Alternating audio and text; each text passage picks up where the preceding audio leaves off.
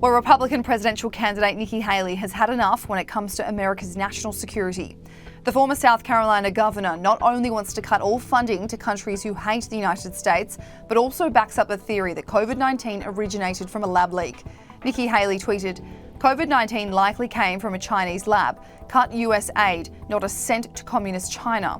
She spoke on Fox News about the fact that the Biden administration is still sending money to countries, including China, who are not allies. You're giving $2 billion to Pakistan, who are harboring terrorists trying to kill our soldiers. You're giving $500 million to Zimbabwe, the most anti-American African country there is. You look at China. We're giving China money for the environment. Are you kidding? We shouldn't be giving them a single penny.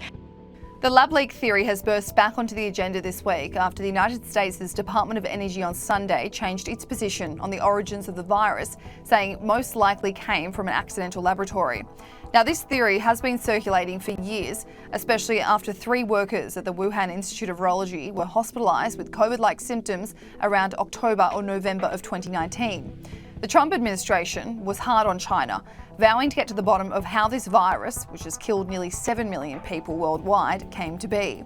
The Biden administration, however, has copped backlash from the Republican Party for not continuing that same public condemnation of the Communist Party that Trump did. Former Secretary of State Mike Pompeo has, since the pandemic began, been one of the lead vocalists when it comes to the Wuhan lab leak theory. He tweeted about the Department of Energy's new revelation, writing, "There was always enormous evidence that the Wuhan coronavirus leaked from the Wuhan lab. I'm glad the Department of Energy recognises this reality. It's past time to make the CCP pay." Texas Senator Ted Cruz was a big part of that chorus of Republicans who wholeheartedly believed the lab leak theory was correct and that China covered up the evidence. Cruz gave Fox News' Sean Hannity 3 reasons as to why he believes the theory.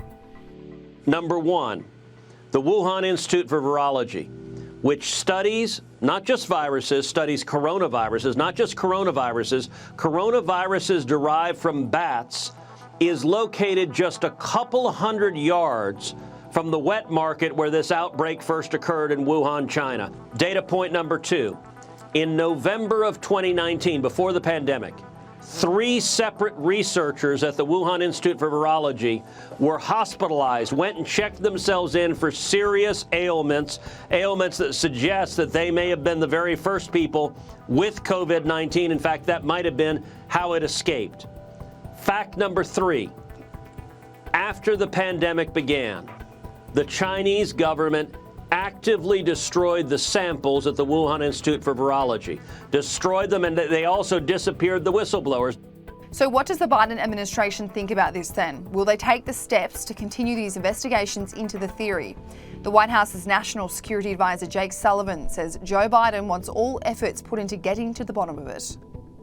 President Biden has directed repeatedly every element of our intelligence community to put effort and resources behind getting to the bottom of this question. President Biden specifically requested that the national labs, which are part of the Department of Energy, be brought into this assessment because he wants to put every tool at use to be able to figure out what happened here. Republican Rick Scott, however, says Joe Biden isn't tough enough on China, a familiar sentiment that the president isn't strong enough in the face of foreign enemies. He told WABC's Roundtable that all that Biden does is pacify China. "I don't know what it is, but this is a guy who won't stand up to dictators around the world." In a tweet, he also wrote, "Communist China has chosen to be our enemy. The CCP wants to destroy our way of life, and Joe Biden shows nothing but weak appeasement. The American people deserve a leader in Washington who stands up to evil regimes and puts America first."